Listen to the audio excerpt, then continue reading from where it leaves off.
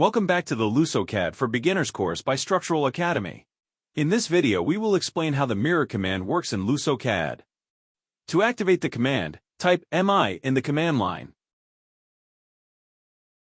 We will now have to select the object. Next, LusoCAD asks us for the first point of the mirror line. This will be the point where the two mirrored images will meet, including the distance between the object and the mirror line point. If we select a point below the object, the mirror will be flipped upside down as well.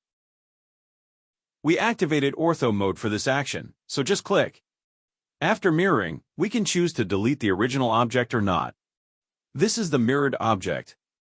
Let's try it again, this time to the other direction and with a different distance to the mirror line point. We can see that the distance is shorter now since we selected a closer point. Now, let's say we want to mirror the object and place it perfectly on the end of this line. We know that if we click that point as the mirror line point, the distance would not be the same, but double. So in this case we have to click the middle of the line for the mirrored object to be centered on the end.